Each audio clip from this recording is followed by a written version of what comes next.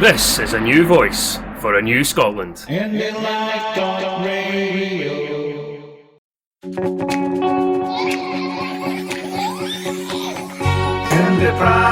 is IndyPram on IndyLive Radio. IndyPram is IndyPram on IndyLive Radio. Welcome to the IndyPram podcast on IndyLive Radio, and this Aberdeen special is because of the march that's going to be taking place.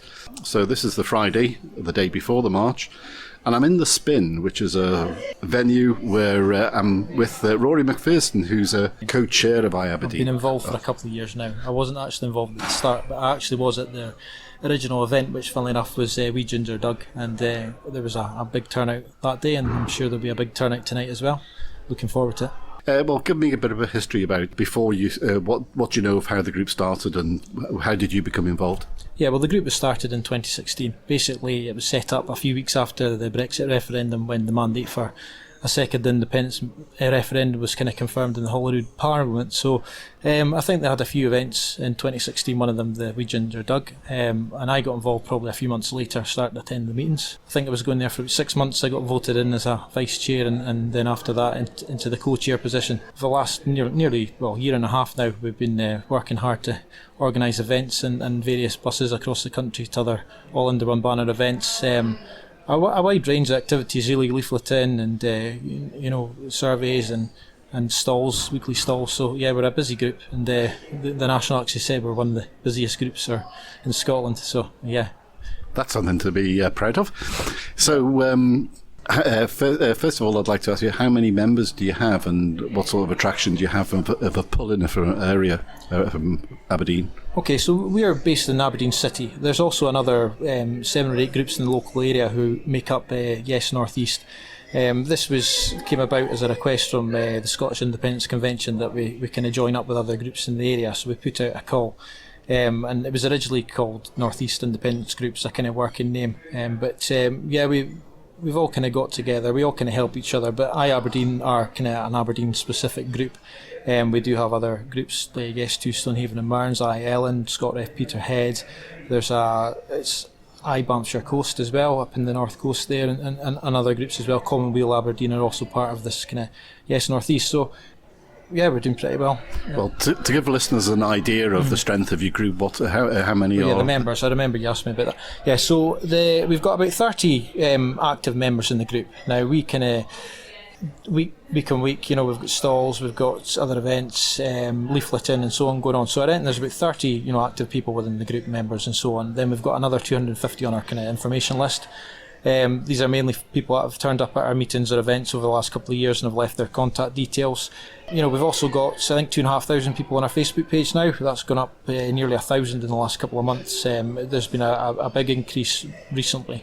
Too sure if it's to do with Boris, but there's also the March and Rally for Independence as well. It's been quite it's brought in a lot of attention to our group because we've been assisting with that. So it's been really good all over for the profile of our group, and we've had numerous kind of radio interviews and a couple of the papers as well have been in touch, writing articles about us. Even the Guardian spoke to us the other day. They didn't name the group in particular as they were doing an article on Inverurie, but we did get a mention in there that we thought that Aberdeen is now a Yes City, justifying that because I think originally in 2014 it was about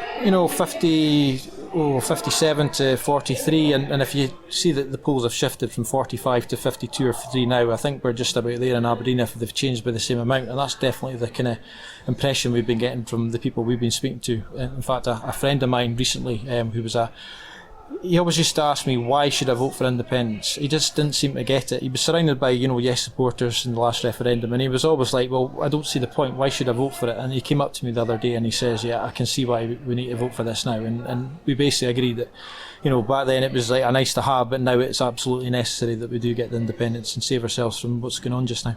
Yeah, because I think people throughout Scotland would be interested to hear your story, because obviously with having a Labour Tory council, yeah, and you've also got Westminster representation of Tories.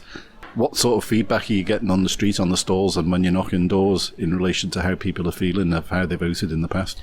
Well, to start with, the Labour vote here is finished. the councillor in my ward, Barney Crockett, he came fourth for Labour in Bucksburn, and he still was elected as a councillor, and then he became Lord Provost. And I think we maybe really need to have a think about how we do our council, elections, because if fourth best in Bucksburn, my local area, equals Lord Provost, then we're just rewarding parties that aren't really getting much of the vote at all. The main seems to be an SNP Tory thing here. What's happened is the Labour vote seems to have split and gone to one or the other. Obviously in 2011 it was all SNP, every single MSP was SNP in the whole North East area, plus one on the list, which is pretty impossible when you consider their vote would have been divided by 10 or something, so to get that seat. So I think it did swing over to the Tories in 2017, but I think that was on the back of folk voting Tory for Brexit rather than for Ruth Davidson, or rather than anti-independence. And I think why I realised that all of a sudden is because you see that the recent election, the European election, the Tory vote was split between them and the Brexit party. So the Brexit lot have now jumped off and left the Tory party sitting on 11% like it was previously. And these folk are the kind of, that's why they were voting with them that time, and so on. So I feel like they're on the slide here as well. So I would expect the SNP to clear up here if there's a general election. But I mean, the Green Party are active here as well. The Greens are actually part of the North East Yes groups as well. And I know Guy was trying to go for the co-convener as well, so I think they're trying to raise their profile in the area as well. Yeah, very good. Now, obviously, tomorrow is the big day.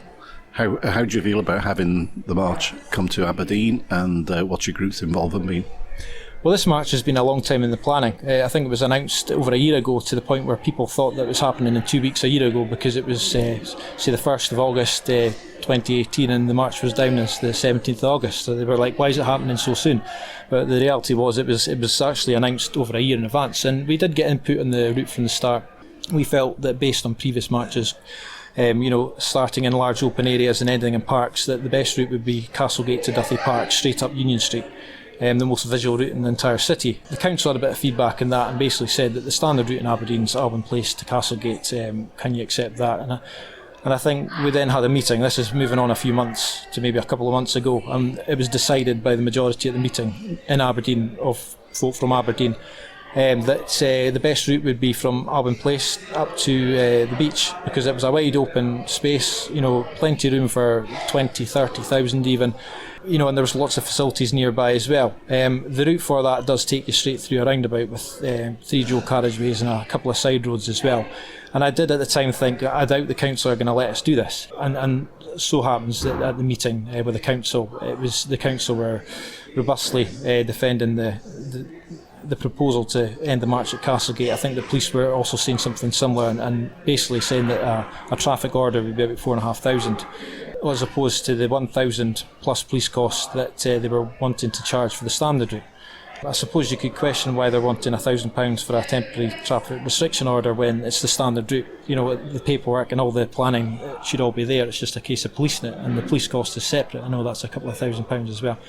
But we've been kept up to date with these discussions. We've put representatives along to the meetings with the council as well, and I think there's been a robust debate in there. But at the end of the day, I think all under one banner have accepted the route that the council have proposed. The council have then given permission with conditions, and the march will go ahead. And we've been able to, only have two days' notice that it's been officially, given the go-ahead. But I think what we have to remember is every other march has had some sort of issue, and every other march has gone on at the advertised time, and it's gone on without a hitch, and everything, on the day has been perfect almost.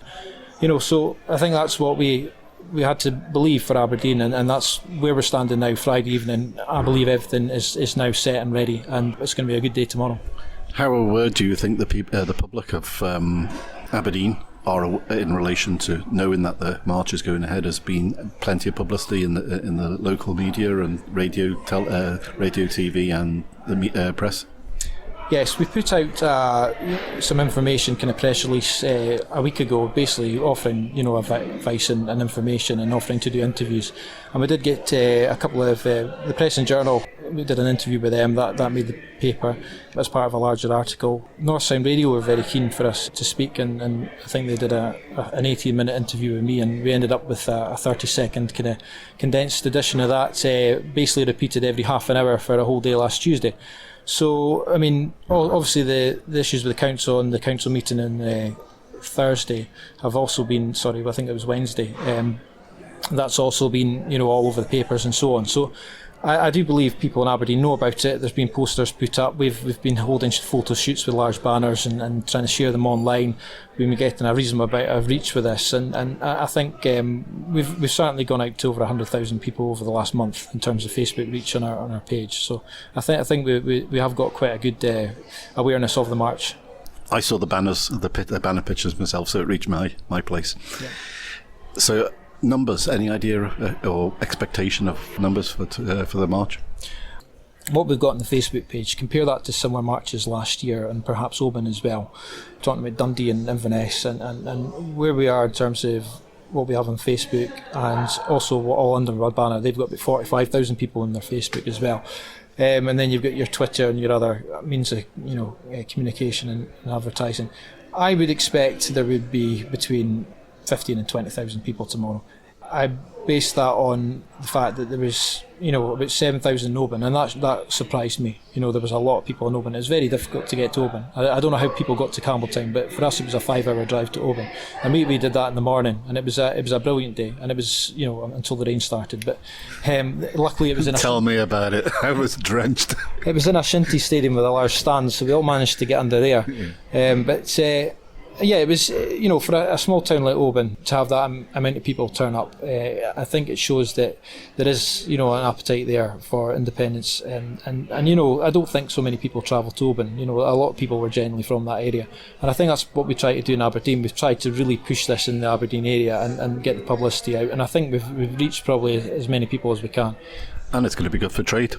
It should be, yeah. The Castlegate, there's a few bars there and so on. There's Wetherspoons.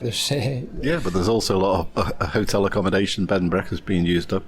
Certainly, yeah. They were selling hotels in Aberdeen are quite quiet the weekend, and you could have got a ticket for a hotel bedroom for about £25 a couple of months ago, but I think it's shot right up. We went to rebook, and I think we paid 3 times as much as that for some of our performers tomorrow night. So, yeah, it's. I think it'll be good for business here as well. Yeah. So you've organised an after march too? Yes, as well as the Friday night evening event, we've got an after march and rally party, basically down at the Tunnels. It's a well-known music venue in Aberdeen. It's immediately below St Nicholas Square. It's if you think of Edinburgh and the Vaults, it's kind of like that. It's kitted out as a venue, a brilliant sound system in there. The music it will consist of kind of pro-independence bands, and also the pipe band will be making an appearance as well. It's from 7:30 to 1 o'clock in the morning. There's about 4 or 5 bands booked, and the pipe band, like I said, tickets are £5. We've priced it competitively, to try and fill the venue. We've already sold over 130 tickets. The online ticket sales have now closed, but we can accept payment on the door. There are likely to be plenty tickets available. Tickets available. It's the capacity was 200, but we've been moved to the larger tunnel now, so we can have up to 300 people there. So there won't be, we don't expect anybody to be turned away. So just turn up and enjoy the night. Great. Well, thanks very much indeed, Rory, and look forward to speaking to you possibly tomorrow and get some feedback of how you felt the march has gone, and I'm really looking forward to it myself. Thank you very much. Yeah, definitely. Thanks for that.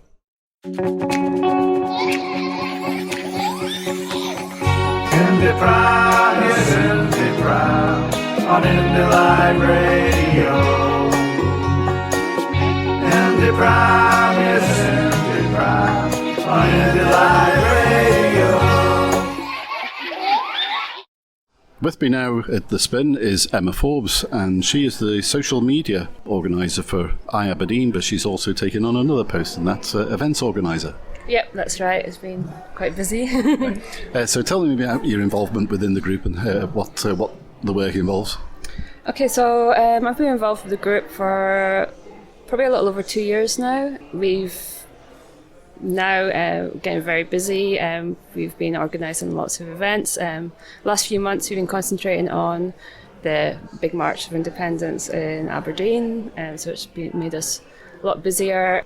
Current political situation has made we've had a sudden influx of new members, more interest. Our stalls are being really successful now. We're now doing those every week.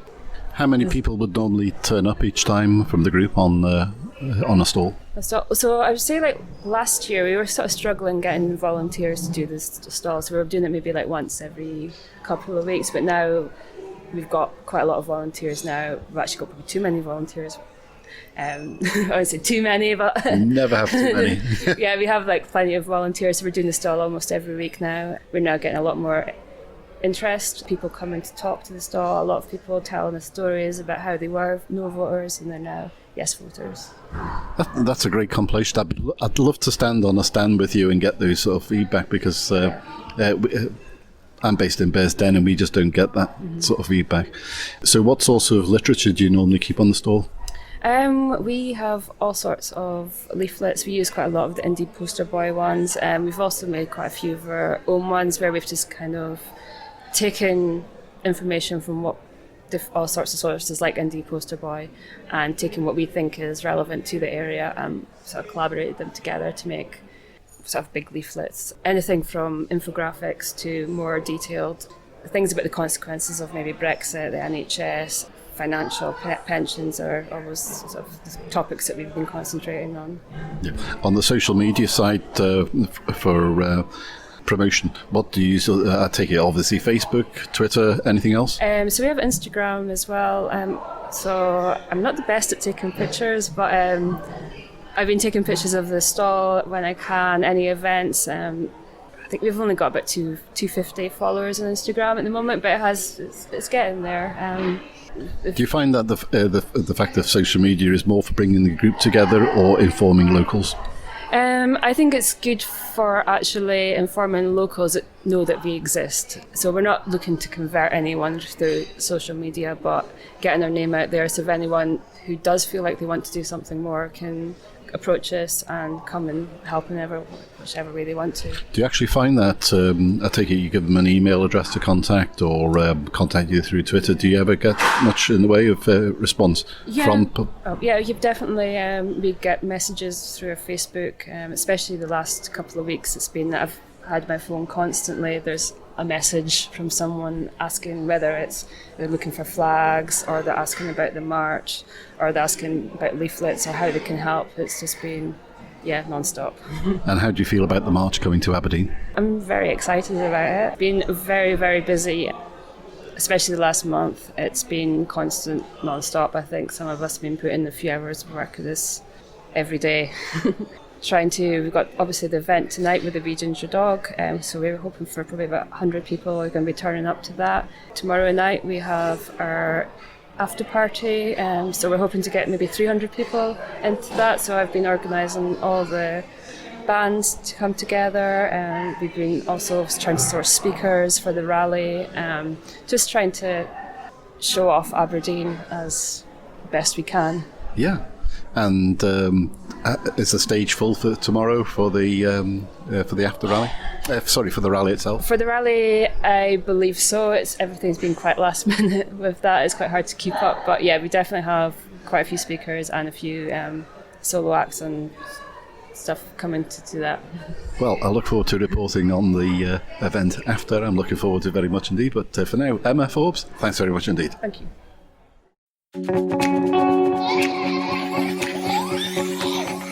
IndyPram is IndyPram on IndyLive Radio. IndyPram is IndyPram on IndyLive Radio.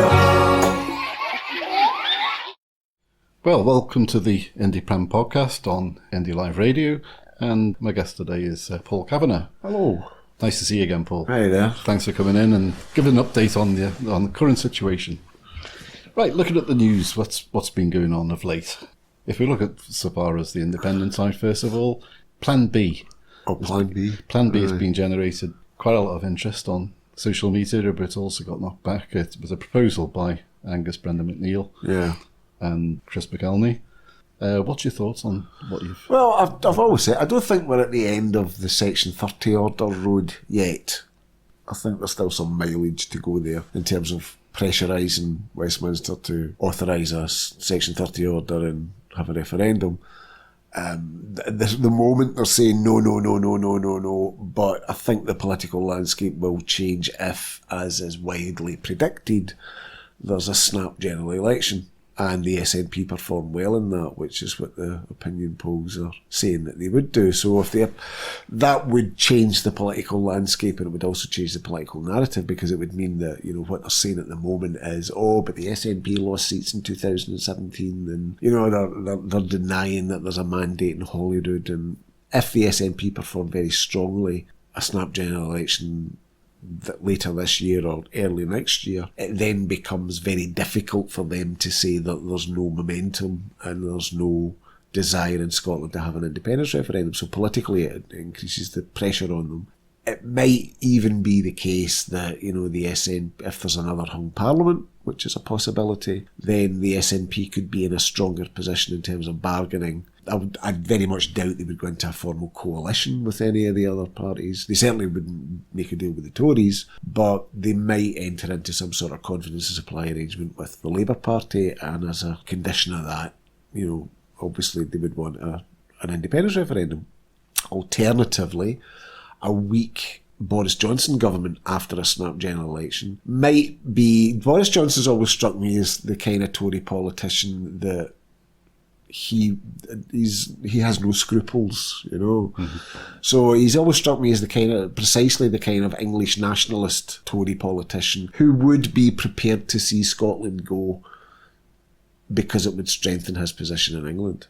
And I think he could probably pull that one off with very little political damage to himself, given that the opinion polls are all showing that Conservative voters they see Brexit as a priority rather than keeping the United Kingdom together. So I think he could possibly manage that without any great political damage, as long as he could assure himself that, various other conditions might be met. So I think, like I says, we're not at the end of the Section 30 order road.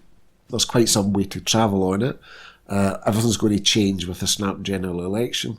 But having said all that, I do think there's a lot of merit in a plan B, because paradoxically, the greater support there is for independence in Scotland, the more reluctant a Westminster government is going to be to allow a Section 30 order, because it means that they're going to lose. David Cameron agreed to the Section 30 order in 2012 with Alex Salmond, the Edinburgh Agreement, because Cameron thought in his arrogance that he could get 70% in a no vote. I mean, that's what they were predicting at the time. They could get 70% or more. The opinion polls at the time were showing support for independence hovering around about the sub 30% mark. So that wasn't an unreasonable prediction at the time. We're now going to go into an independence referendum with support, 52%? 52%, a slight majority in favour of independence. And it was always said that, it was always expected that support for independence would rise if two things happened. One of them being a Boris Johnson government and the other one being Brexit. And only one of those things has happened, and we have an independence majority. So when the other one happens, assuming that it does, I think we would see another rise in support for independence. I would certainly expect to see that. So even though, despite the fact that I've said that Boris Johnson isn't the kind of politician who would prioritise keeping the United Kingdom together, I do think that any Westminster, government, they're not going to want to be the government whose legacy is ending the United Kingdom. Yep. So, and they'll want to try and avoid that. So, paradoxically, a rise in support for independence makes it harder to get a Section 30 order.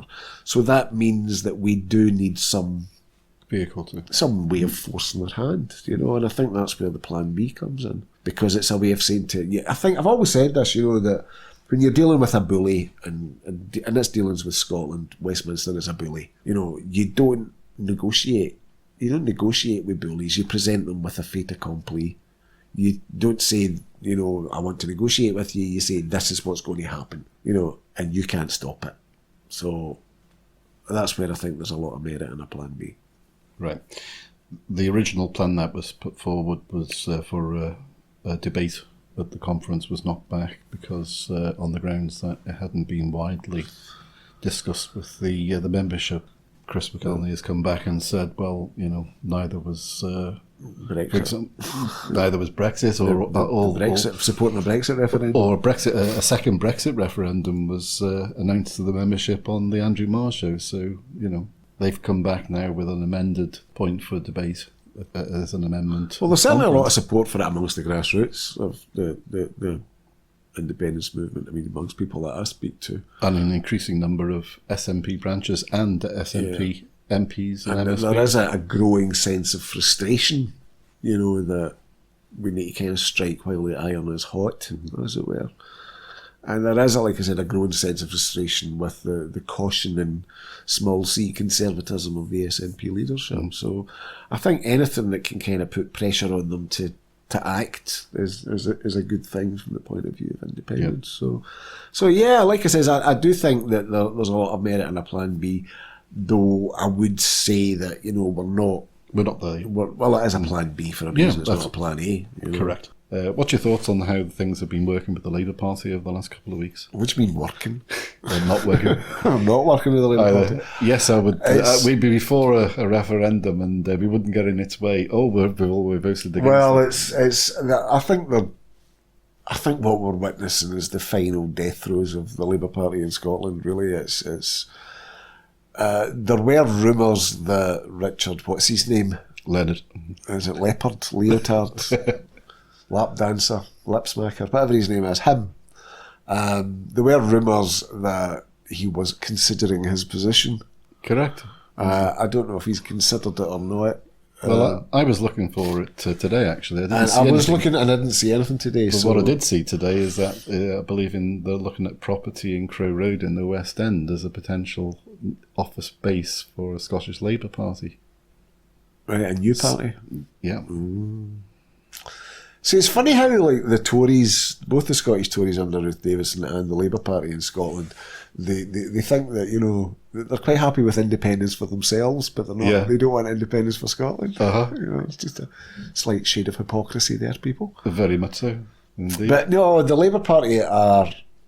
I don't really understand this vehement British nationalism that infests the Labour Party in Scotland, because I like that opinion poll that showed 52% of people wanted independence also showed that 40% of Labour voters support independence. Yeah. So they're alienating their own members, a large part of their own support. Yeah. And when you are languishing in the opinion polls as it is, yeah. The way to regain your position isn't to try and out-Tory the Tories on support for the United Kingdom. I just don't see what they're aiming for here. I honestly don't understand. I don't think they have a strategy. Yeah. I think they have infighting is what they have. Yep. And they're so consumed. The only people that the Labour Party in Scotland hate more than the SNP is other members of the Labour Party in Scotland. They loathe one another. And it's a deeply unhealthy state of affairs. And I think it's born out of... Well, they had literally generations of entitlement in Labour. It didn't matter what they said, it didn't matter what they did. They weighed the Labour vote, and... That chip is still on their shoulder. Oh, totally, yeah, totally. And they still talk about winning back their seats. And becoming First Minister. Yeah, they still talk, as though somehow, the seats that they've lost were somehow theirs by right. And, it's them to win it back. But, the Scottish political landscape has changed utterly. And Labour just hasn't adapted to it at all. They're still stuck in this kind of the dinosaur era of the 1980s in a lot of ways, the Labour Party in Scotland. But even when it comes to Brexit, if you look at the main party down at Westminster... Well, what is the policy on Brexit? Exactly, they're sat on the fence so much they're actually willing to destroy the livelihoods of many of their actual voters and members. Yeah, and that's the problem. They're so...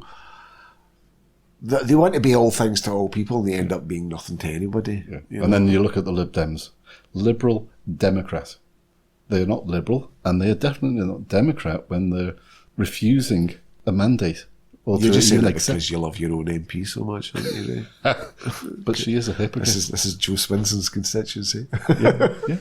Oh yeah, she's completely a hypocrite. Yeah. You know, she's. Oh. But then so is I've called her out in person. When I caught her out with a lie, I've told her, you're a liar. yeah, she's. I mean, it's. You can't on the one hand say that you want another EU referendum because the first one was conducted on the basis of lies and misinformation, and say that you're not allowing another Scottish independence referendum When so much has changed when since. it was conducted on the basis of Yep. lies and misinformation. Yeah. So it's deeply, deeply hypocritical of them. Yeah. I mean, it was Ian Murray said that Aye. when he was interviewed on Channel 4 News last week. And he said, you know, oh no, that was done and dusted in 2014. We're not having another Scottish independence referendum. And then what about an EU referendum? Oh yes, because the campaign was fought on the basis of lies. Yeah. It's like, really? You don't say?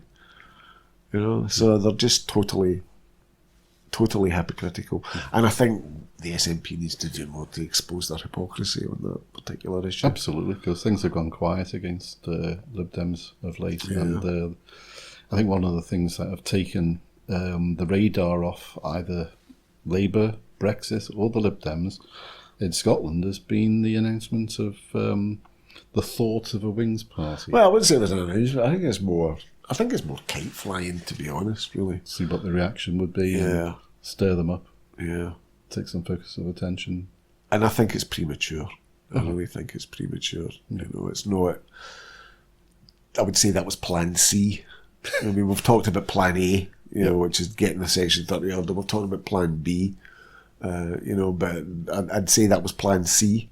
Yep. You know, so I'm not entirely sure that it's a wise idea at this particular juncture.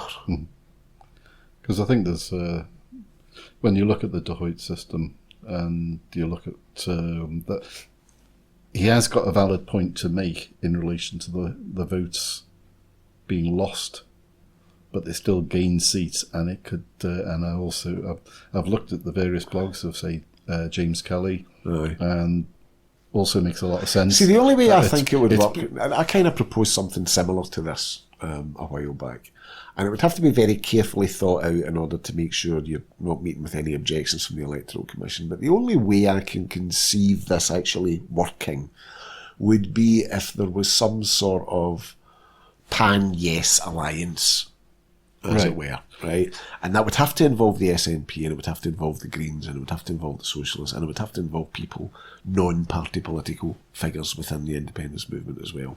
Right, And that's an interesting point It of would view. mean that that movement would say, right, to the SNP, you stand in the constituency seats because you can win there, and not stand in the list, Yeah. you know? So this could be. And that would then mean that seats in the list, you know, votes for SNP in the constituencies wouldn't count against this pan-yes alliance in the list. And that way we could maximise it. But that would involve far more willingness to concede from the SNP leadership that we've seen hitherto, you know, and they are notoriously, well, control freakish, I would have to say. So I don't know if that's even a starter, that idea, but that's the only way I could actually see that working. You know, because the word comfortable comes to mind, which is But thrown the around. point is that I think anybody that's any party, yes party, it has to be a single issue party. Yep. You know, it has to be focused on the one question of getting an independence referendum through Parliament. That's what it's about. And not have additional policies on other matters which are going to prove a distraction from that. Yeah, so it's literally just calling the shots on one manifesto pledge and it's independence. And I think that's the only way it could have any chance of success. So how difficult do you think it would be to bring, for example, the National Yes Registry is through the Indy app has got communication through all the Yes groups in Scotland. You've got the Scottish Independence Foundation, Scottish Independence Convention. Probably very difficult because it's like herding bloody cats. Yeah. You know, trying to get the Because they're trying to independence to agree on anything. Yeah. But I mean, this is all. It's pie in the sky. I think it's hypothetical. Yeah. Because I think we're a long way from that just yet. I think we're a long way, But it's something that there's no problem in actually having a discussion about it. No, there's no issue about having a discussion about it whatsoever. And unionists who would be inclined to just go on the list, because the only way of getting into Parliament would be freaking out. And that's no bad thing. Yeah. But like I said, it's not. It's something that would have to be thought out very carefully. It's not something that I think should be the preserve of any single blogger, no matter how prominent they are. You know, I think it's something that needs to be a lot more broadly based within the independence movement. Yeah. So it's certainly an idea which has merit. I wouldn't rule it out of hand, but I do think it's premature. Because I think what we need to be concentrating on at the moment is there's going to be an early general election. And that's looking, I mean, the Boris Johnson government is looking highly unstable. You know, just today, I think it was 20 Tory MPs are threatening to bring him down. Yep. You know, led by Philip Hammond. So it's not looking likely that government is going to be able to remain in office. You know, there's all the other thing that's happened today is that the Speaker of the Parliament, the Speaker of the House, John Bercow, has said that he's not going to allow Parliament to be suspended, so that, you know, Boris Johnson can ram through a no-deal Brexit without the consent of Parliament. There's also a court case going on, which Joanna Cherry is one of the leading lights in, and it's also involved with Ian Murray and various other people, going through the Scottish courts in order to rule that as illegal, that Boris Johnson can try and, you know, ram through a no-deal Brexit without the consent of Parliament. So there's all sorts of ways in which his government is being attacked on lots of various fronts, and it's looking very so I honestly don't think that it's a government which is going to be able to last very long in office, given the forces that are ranging against it.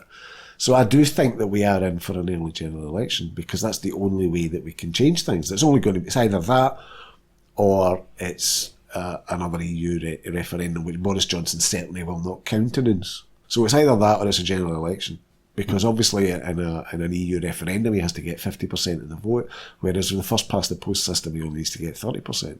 You know, and that's obviously the calculations that they're making in the Tory party. So from the point of view of independence, that's what we need to concentrate on at the moment.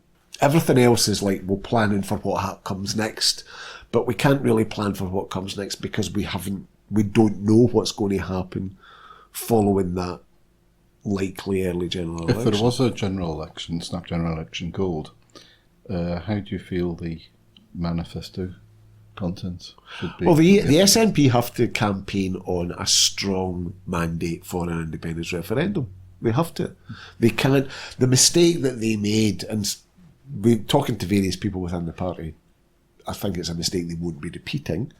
The mistake that they made in 2017, despite what the likes of Joe Swinson and Ian Murray are trying to claim now, the SNP did not fight that that general election on the basis of independence. They were trying desperately to shy away from talking about independence, is what they were trying to do. And what the outcome of that was that people who don't want independence were motivated to get out and vote for Ruth Davidson, but people who support independence weren't motivated to go out and support the SNP. And as a result, the SNP vote fell. You know, so they lost seats. I think, and also, of course, we had we were in peak Jeremy Corbyn mania at the time as well. Glastonbury. You know? Exactly, and we saw a kind of a resurgence in support for Labour in various, you know, seats. I mean, the majority of my MP, David Linden in Glasgow East, that was slashed. You know, and he scraped in. Yeah. You know, I think if there's going to be an election now, I think Labour would struggle badly. And I would expect David to be returned with an increased majority. You know, and I certainly would expect the SNP, they have 35 seats at the moment, and I would certainly expect to see them in the high 40s. You know, that's what at least 45, I would say. They have to get 45 seats. If they get 45 seats, they increase their seat representation by 10. No one can dispute that there is a strong mandate in Scotland for an independence referendum, and that's going to change the political calculations. I'd like to cover an area which actually wasn't one of the SNP's gains in 2015, and that's Shetland. The simple reason we've got a by-election coming up there. That's for Holyrood. Yeah, I know. Right. But what I'm getting at is, what sort of message would that ring out if Tom Wills won for the SNP? Oh, that'd be incredible. I doubt it's going to happen, I'll be honest with you. But it would be an incredible victory for the SNP, because that is a Lib Dem stronghold, and it always has been. So I think the equation would totally change, I think, if he won up there. Yeah, I would be very surprised if he did, though. Yeah. I will be honest with you. I'd be very surprised if the SNP won Shetland. But we shall see. We shall wait and see. Nothing can be predicted in British politics anymore. In the past, it's been a case since Ruth Watson started the Keep Scotland the Brand campaign about Union Jackery. But that's now reaching the media a lot more, rather than social media. It's reaching the mainstream media, because it's been getting more obvious from a lot of businesses. Saw a report in the National regarding Asda getting caught out using a reference for English and Welsh food, and not Scottish, etc. What's your thoughts on the Union Jackery side? Well, it's the only strategy that the British government has got left to save the United Kingdom. I mean, that's essentially what this beefed up Scotland office is beefed up. Well, it's about plastering. It's about plastering Union Jacks on things, So I think it's a symptom of marketing. I mean, Scotland, we have, because we're not an independent country, right? We have in this country large businesses, chains, which are answerable to a head office somewhere in England, right?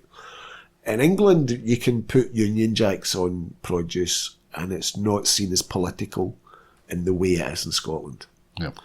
And in Scotland, that the fact that it is highly politicised, putting Union flags on things, that doesn't register with the head office in England, which is making decisions on a UK-wide basis. Whereas, of course, they wouldn't do that in Ireland, because Ireland is an independent country, and they're very aware of that because Ireland is an independent country, they have to have a separate, even though they might Tesco or whoever operate in Ireland as well, they have to have a separate head office for their Irish operations, and they would be in charge of those kind of decisions within the territory of Ireland. Mm-hmm. And it's a symptom of the fact that we don't have that in Scotland.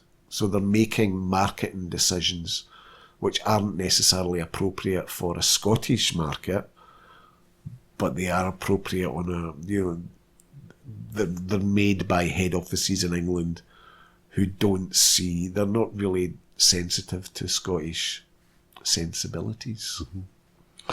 Right, I'd like to throw a question to you about a subject which I've not seen you write about, but again, it's something that's just hit the news, is the Ferguson's shipyard in Greenock. The potential that it could be nationalised by the Scottish government. Oh, yeah. Because these the islands depend on a constant supply of reliable ferries, and so many of them are, built in the I'll be honest, 80s, I 85. don't know much about it. So no thoughts on that? So, well, I think I don't have any great issue with nationalising things. I think that's a good idea. Right. That's the point I was getting at. I would nationalise the railways as well. Yeah. While I'm at it. I've got far more strong opinions on the nationalising of the railways. Why is that? Because I like trains. Oh, right. Yeah. So, yeah. But yeah, if it saves jobs, that's what it's about. Yep. And protects jobs in Scotland. That's got to be a good thing. And yeah, of course, in Scotland we need ferries, we need shipbuilding. We are a maritime nation. Yeah. And other countries have been far more successful in protecting that than we have in Scotland, where the tendency has always been to rely on MOD contracts, which I think is unhealthy. Mm-hmm.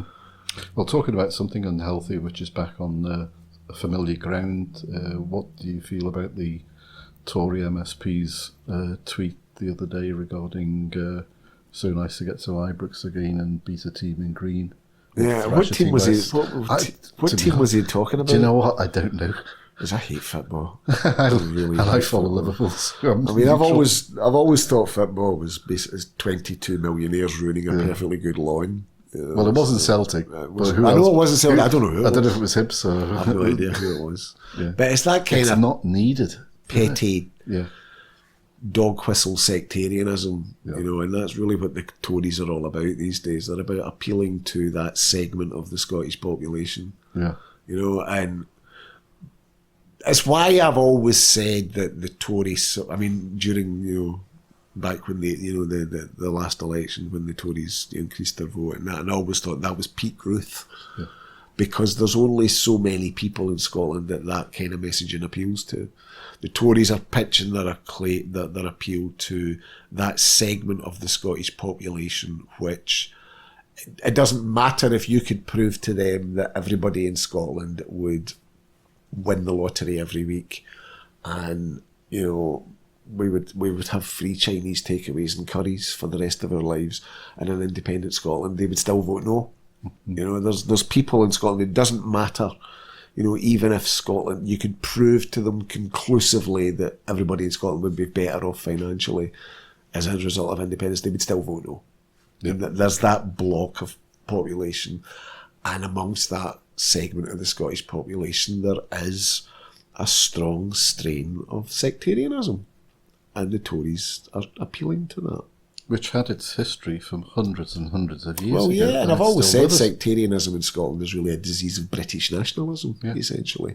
People say, oh, both sides are just as bad, but what you get on the Catholic side is really a reaction against that discrimination which was institutionalised in Scotland by those in power for a long, long time. And what we're seeing now is something that's very much it's very much a shadow of its former self. It doesn't have the appeal that it used to have. It doesn't have the power that it used to have. The vast majority of Scottish people no longer want anything to do with that and don't want to be identified that way. But there is still that remnant, and that's who the Tories are appealing to, And I think it is reprehensible of them, to put it mildly, that they're doing that. Ireland or stroke Northern Ireland's been off the radar a little bit for a while. It's suddenly gone very quiet. It's not in the news so much. No one talking about either a potential to be a vote for unification or powers going back to Stormont. What do you think the situation is? Because no one's talking about it. It doesn't mean that nothing's happening. Well, it's not. Again, it's not something I've been following especially closely. But I think at some point there has to be a referendum on unification in Ireland.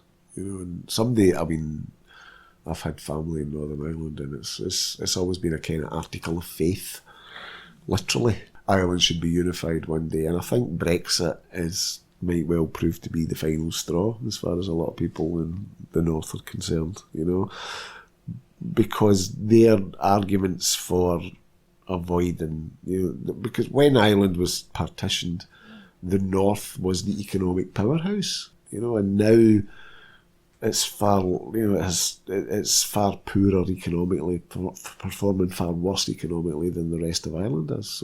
So those arguments have been turned on their head, But again, you're talking about that kind of tribalism that the Tories try to appeal to with their dog whistles about football teams in green. So it's very difficult to predict because people don't always vote in their own economic interests. Certainly we saw with the Brexit vote, people didn't vote in what was in their own economic interest. They voted for other motivations. So it would certainly be the same with Northern Ireland, but just as the demographics of Scottish independence are moving Scotland in an ever more pro-independence direction, so the demographics of Northern Ireland are moving Northern Ireland ever more gradually in favour of unification. So I think it will happen eventually. Yeah. Anything in the grassroots movement that you'd like to discuss, positive or negative, going forward at the moment? Yeah, I'm quite busy with lots of talks all over. I was doing a talk in Edinburgh on Sunday for the Yes Hub in Edinburgh South. And I'm getting it seems like every day I'm getting asked to speak somewhere else. So there's certainly a lot of activity going on. But there's this growing sense of frustration, I would say, amongst people in the grassroots movement that we really want something to happen. Yeah. and it's not going to really happen until we know the outcome as far as it's not going to so happen it's until just- Brexit. We've just got to It's play the waiting game. Brexit, and we really do. We just have to wait and see what happens with Brexit. I mean, I don't think Brexit will automatically by itself create Scottish independence, but it will make a lot more people receptive to pro-independence arguments, and we've seen that with Boris Johnson becoming Prime Minister, And what's striking about that, and you saw it with the Progress Scotland stuff as well, about talking to people who've moved from no to yes, that they weren't being shifted because all of a sudden they were convinced by the SNP. It wasn't that all of a sudden they thought Nicola Sturgeon was wonderful. It wasn't because they were all of a sudden convinced by the economic arguments for yes. It's because they were so pissed off with Brexit and the utter rank incompetence of the British state. But that means that we have to make sure that those people become as convinced by the arguments in favour of independence as we are. They're there now, they want to vote yes, but they're voting yes for negative reasons. And we have to make sure that they have positive reasons for doing it as well. So we have to work to do to make sure that change in opinion becomes a permanent change in opinion. So we can't take it for granted. I do expect that if we get a no-deal Brexit, that independence support will rise even further. I think it's not unreasonable now to hope for a 60% vote in an independence referendum. I'd be very, very happy with that. And I think that's achievable, but we have a lot of work to do. So, looking at the other side of the border, listening to and reading about reports in the media. I've been listening to a few of the programmes, but quite a lot of content now on the independence, and they're singing the same old songs. Yes, they're panicked because there was that poll. Yeah. That's really what it is. It's like, oh my God, they're going to vote yes. And that's concentrated some minds. That has made them, oh shit, we can't take this for granted anymore, because that was always what they were doing. It was like, let's just take Scotland for granted. So now what they're desperately trying to do is to avoid having an independence referendum, because they're going to lose it. Mm-hmm. They know that now. They're going to lose it. So that's where they are at the moment. It's like, let's just try and stop an independence referendum from happening, and then maybe it will all just go away. That's where they are at the moment. Cloud Cookie Land. It's never going to happen. No, it's not going to go away. Yeah. It's not going to go away. Any other points you'd like to speak about, Paul? Anything else on your own personal agenda, or I'm work-wise? up to my arse in paperwork for the Home Office at the moment, trying to get a visa for my husband to come over to live in. He's an American citizen, so we're trying to get the paperwork together to get him to come over to live here. I have got 3 folders full of paperwork, which is about 2 inches thick. It's just last night I had to print off 105 sheets of paper proving chat logs. It's incredible what you've got to. It's a nightmare, and we've only just started. That's a big learning curve. So yeah, and also it'll arm you with the information that that you can then write about in relation to the immigration situation. The system in this country is just horrendous. So I'm hoping, touch wood, that it will go smoothly, but you just hear so many horror stories. Right, thanks, Paul. All right, great to have another chat again. All right, great and until the next time. All right, bye. IndyPram, yes, IndyPram on Indy Live Radio.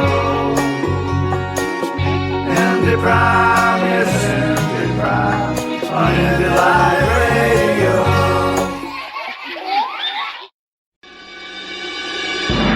This is a new voice for a new Scotland. IndyLive.radio.